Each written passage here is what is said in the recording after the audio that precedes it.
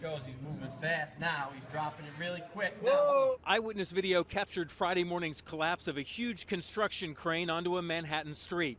The wreckage crushed cars and scattered debris along an entire city block. You heard the boom, and then you run to the windows, and then I see a crane falling on the street. The crane fell along a street in the city's Tribeca neighborhood about 10 blocks north of the World Trade Center.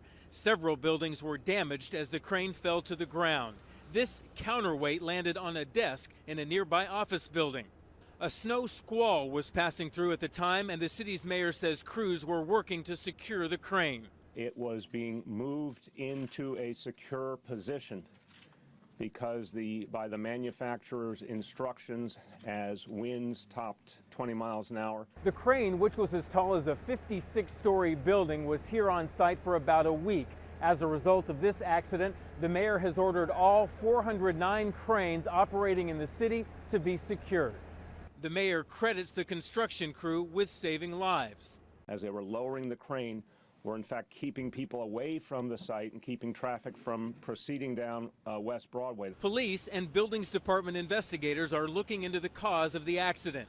The mayor says the crane passed inspection on Thursday. Brian Webb for CBS News, New York. New England Patriots quarterback Tom Brady must serve a 4-game suspension, according to an appeals court decision Monday, reversing a lower court ruling on the Deflategate controversy. The panel found NFL Commissioner Roger Goodell properly exercised his broad discretion under the collective bargaining agreement, and his rulings did not deprive Brady of fundamental fairness. In May, the National Football League suspended the star quarterback after an investigation concluded he probably knew Patriots employees deliberately underinflated footballs during the 2015 AFC Championship game. But in September, a district court threw out the penalty. Brady spoke to reporters after that decision. Obviously, I have a lot of personal feelings, but I really don't care to share many of those. I really care to think about what I need to do going forward. The National Football League, based here in New York, released a statement saying it is pleased with the appeals court ruling. Brady and the NFL Players Association can now appeal the matter all the way to the Supreme Court. The Players Association says it is considering all of its options. Brian Webb for CBS News, New York. Make it clear we're going to build on the progress that President Obama has. Hillary Clinton took her presidential pitch to the pulpits of African-American churches Sunday morning with a 1-2 punch.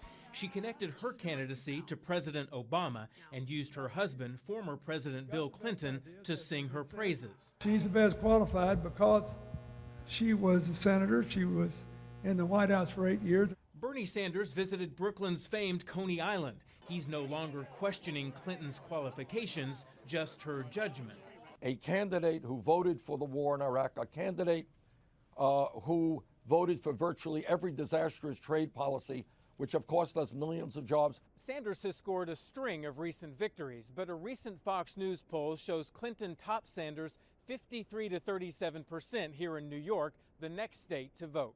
The same poll shows Donald Trump with a strong lead in New York. He told supporters in Rochester he'd bring back jobs. If I get elected, Rochester is going to boom again. John Kasich insists he's staying in the race because he's the best bet for a Republican White House win. Ted Cruz picked up 34 delegates in Colorado this weekend, making it more likely the fight for the nomination will go all the way to the convention floor. Brian Webb for CBS News. But the article goes on and says